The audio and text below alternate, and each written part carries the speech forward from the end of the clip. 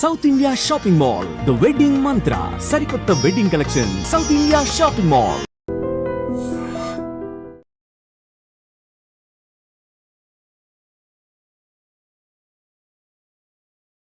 Hi, hello, నమస్తే, welcome back to iDream Media. ఈరోజు మనతో ఉన్నారు family counsellor, motivational speaker, public speaker అయిన రజనీరామ గారు. ఇక ఇండియాలో ఒక స్పై తిరుగుతున్నారండి. పాకిస్తాన్కి సంబంధించిన స్పై అని చెప్పేసి వార్తలు వస్తున్నాయి. ఇండియాలో ముఖ్యంగా యూట్యూబర్స్ అనే వాళ్ళ సంఖ్య చాలా ఎక్కువ. ముఖ్యంగా ట్రావెల్ యూట్యూబర్స్ అనే వాళ్ళకి ఒక రెస్పెక్ట్, ఒక ఇన్ఫర్మేటివ్గా వీడియోస్ చేస్తారని ఒక రెస్పెక్ట్ అయితే మనం ఇస్తూ ఉంటాం.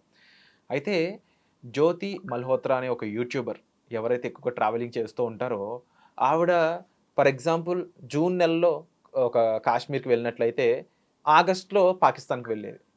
ఈ ప్యాటర్న్ దాదాపుగా లాస్ట్ 2 years నుంచి రిపీట్ అవ్వడం. అంటే ఒక మంత్ కాశ్మీర్కి, లేదంటే ఒక మంత్ ఎక్కడైనా స్పెసిఫిక్ ప్లేస్కి వెళ్తే దానికి ఒక నెల తర్వాత స్పెసిఫిక్గా పాకిస్తాన్కి వెళ్ళి రావడం, అక్కడ హై కమిషన్ని కలవడం, అక్కడ సంబంధించిన కొంతమంది ఇంపార్టెంట్ పీపుల్ని కలవడం. కానీ ఇదంతా కూడా ఇండియన్ ఇన్వెస్టిగేషన్లో బయటపడిందని చెప్పేసి వార్తలు వస్తూ ఉన్నాయి.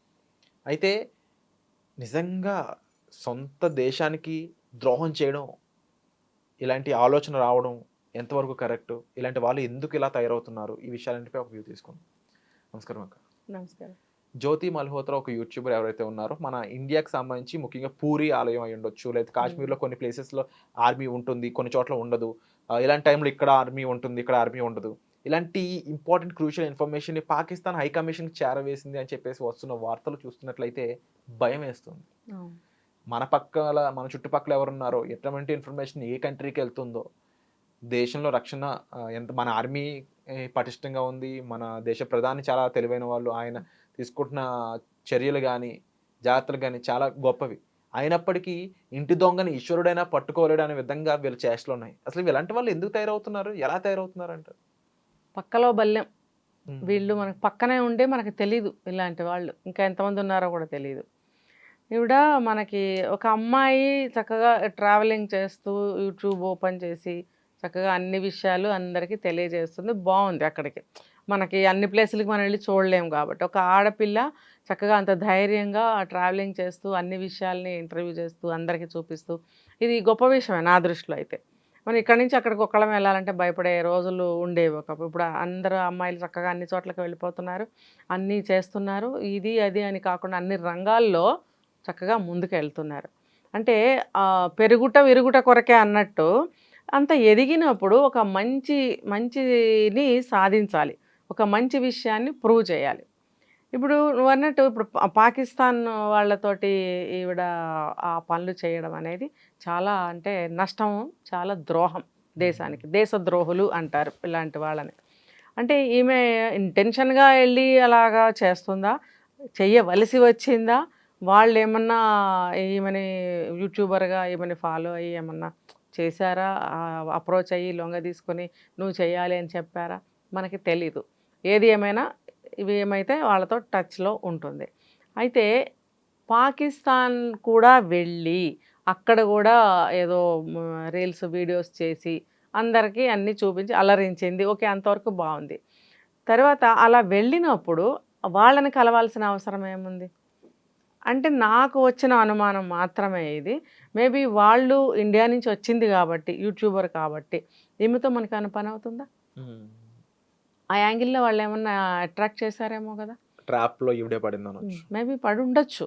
లేకపోతే ముందు మనకి ఒక 2-3 సంవత్సరాల క్రితం వరకు 2023లో ఏమి స్టార్ట్ చేసిందో ఏదో చెప్పారు మరి, లేకపోతే అంతకుముందే ఉందో. అటువంటి అమ్మాయి అక్కడికి వెళ్ళిన తర్వాత ఇందులో ఎందుకు ఇరుక్కోవాల్సి వచ్చింది ఈ పీరియడ్లోనే? మళ్ళీ తర్వాత పెహల్గామ్ ఇన్సిడెంట్ జరగడానికి ముందు ఒక 3-4 months బిఫోర్ కూడా పెహల్గామ్ వెళ్ళింది ఈ అమ్మాయి. వెళ్ళింది, అక్కడ ఉంది. తర్వాత మనకి ఢిల్లీలో జరిగినటువంటి పాకిస్తాన్ ఎంబసీలో జరిగినటువంటి ఒక విందుకి హాజరైంది. వాళ్ళ ఉంటాయి కదా, అఫ్తారా అంటారు, ఆ విందుకి ఈమెను ఇన్వైట్ చేసినట్టు. ఎవరు? పాకిస్తాన్లో ఉన్నటువంటి ISI ఏజెంట్. అది ఇండియాలో పాకిస్తాన్ ఎంబసీలో విందుకి ఇన్వైట్ చేయడము, ఈమె వాళ్ళతో వెళ్ళి పార్టిసిపేట్ చేయడము, అక్కడ ఏదో మాట్లాడుకోవడము. తర్వాత పాకిస్తాన్ వాళ్ళ జాతీయ ఏదో ఉంది కదా దినోత్సవం వాళ్ళది, అది దాని గురించి వీళ్ళు అక్కడ మాట్లాడుకున్నట్టు మనకి ఇన్ఫర్మేషన్. ఇంకా చెప్పాలంటే మనకి ఇక్కడ సికింద్రాబాదే కానీ వైజాగ్ కానీ అన్ని ప్లేసులు తిరిగి ఇక్కడ వీడియోస్ తీసి అక్కడికి పంపించింది అని చెప్పి మనకి ఇన్ఫర్మేషన్ దొరికింది.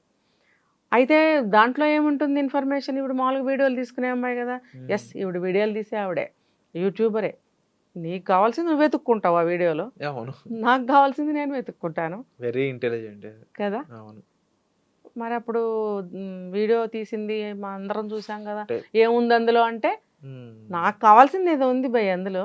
సంథింగ్ అలా అంటే పహల్గామ్ లాంటి ఏరియా తీసుకుంటే అక్కడ ఆర్మీ ఎలాంటి చోట అయితే ఉండదో, ఎక్కడైతే సామాన్య మానవులు ఉంటారో అనేది ఒక క్రూషియల్ ఇన్ఫర్మేషన్ అక్కడ.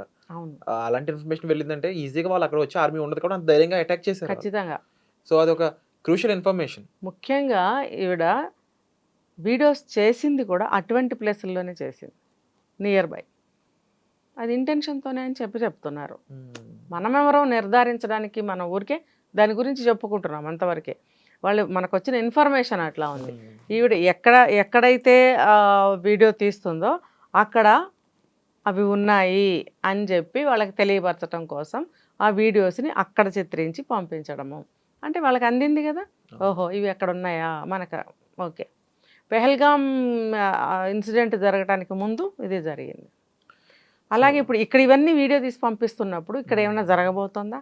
ఇప్పుడు అందుకని అరెస్ట్ చేశారు కదా అవన్నీ, అరెస్ట్ చేశారు. ఇప్పుడు ఇన్ఫర్మేషన్ రాబట్టుతున్నారు, మనకి తెలుస్తుంది త్వరలోనే ఇంకా ఇన్ఫర్మేషన్. సో ఇన్ఫ్లుయెన్సర్స్ అనే వాళ్ళు ఇప్పుడు కంట్రీని రూల్ చేస్తూ ఉన్నారు. మోర్ దెన్ మీడియా వీళ్ళ నుంచి వెళ్ళే ఇన్ఫర్మేషన్ ఎక్కువ ఉంటుంది. అండ్ ఇన్ఫర్మేషన్ అనేది వర్త్ క్రోర్స్ ఇప్పుడు. అవును ఎందుకంటే అదే ఇన్ఫర్మేషన్తో ఒక దేశాన్ని అటాక్ చేయవచ్చు, అదే దేశాన్ని కాపాడొచ్చు కూడా. అవును. అయితే ఇండియా అనేది ఎప్పుడు కూడా ఎవరికి నష్టం చేసిన కంట్రీ కాదు, ఎవరితో అవును. ముందు యుద్ధానికి వెళ్ళిన కంట్రీ కూడా కాదు. మన మీదకి దాడి చేస్తేనే దానికి తిరిగి మన సమాధానం ఇచ్చేయడం. అవును. అలాంటి ఇండియాలో ఇలాంటి వాళ్ళు ఉండడం అనేది మన దౌర్భాగ్యం అని చెప్పుకోవాలేమనిపిస్తుంది. ఎందుకంటే ఇది డెమోక్రటిక్ కంట్రీ అయిపోయింది. అది ప్రజాస్వామ్యము, స్వతంత్ర దేశము, స్వాతంత్ర దేశంని అతి స్వేచ్ఛా దేశంగా చేశారు. అతి స్వేచ్ఛ తీసేసుకుని నా ఇష్టం వచ్చినట్టు నేను చేస్తాను, నా ఇష్టం వచ్చినట్టు నేను బ్రతుకుతాను, నేను నాకు ఇష్టం వచ్చింది చేసుకుంటాను అంటే కుదరదు అని మనకు ఒకటి నియమం పెట్టాలి మన ఇండియన్ గవర్నమెంట్. నువ్వు ఎక్కడికైనా వెళ్ళు, ఏమైనా చేయి, నువ్వు వదిలేస్తే ఇప్పుడు ఏమైంది?